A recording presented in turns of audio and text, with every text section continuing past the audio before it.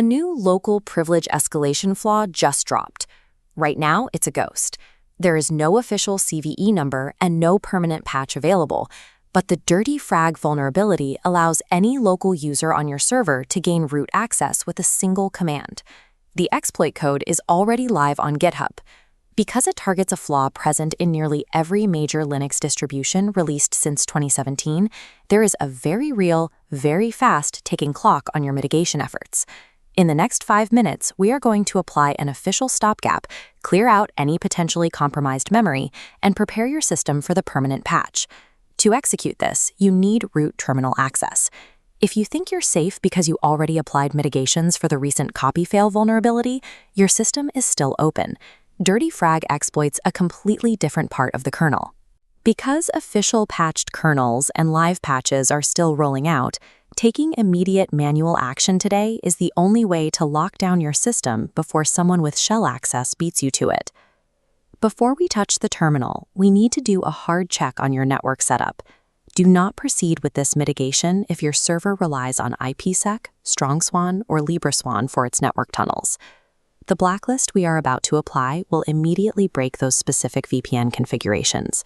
If you use them, you must wait for the official kernel patch to drop. If your server doesn't run those tunnels, you are safe to proceed. Open your terminal with root or sudo privileges. We need to instruct the system to block the vulnerable networking code. You do this by creating a configuration file that permanently blacklists the ESP4 and ESP6 kernel modules. In that exact same configuration file, add one more line to blacklist the rxrp module. This specific module handles AFS clients.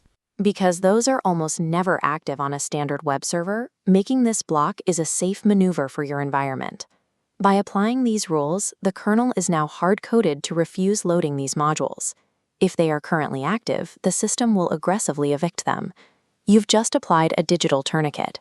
This cuts off the physical pathway an attacker would use to access the system. But if someone has already slipped in, we still have to handle the aftermath.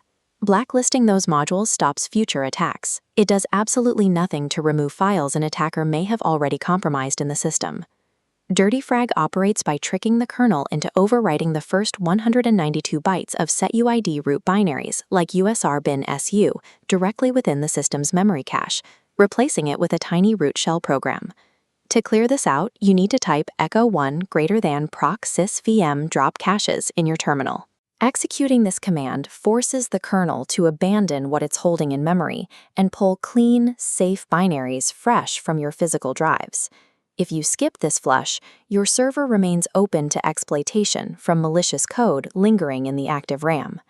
Purging the page cache is the critical difference between a server that merely blocked an entry point and one that is verifiably clean of the threat. This stopgap buys you time while CloudLinux pushes the official fixes out in 3 waves: the CloudLinux kernel, the AlmaLinux kernel, and the KernelCare live patch. Servers subscribed to KernelCare will automatically receive the live patch without requiring a reboot the moment that specific wave drops. You can verify the patch status by manually forcing a check using the carecontrol-info command and looking for the specific CVE listed as patched. For those running Immunify 360, know that while its blacklisted scripts provide a temporary buffer against the exploit, it is not a replacement for this structural kernel patch. Until this terminal output confirms the permanent patch is active, your manual stopgaps are the only thing keeping the system secure. Your server is now fortified against the Dirty Frag vulnerability. Local users can no longer abuse the xfirm networking code to gain root access. Your next step is to monitor the official CloudLinux status page. Track exactly when your specific operating system version receives its permanent kernel update. Keep in mind, the blacklists we applied in Step 2 should be manually removed, but only after the official kernel patch is fully applied and the server is rebooted.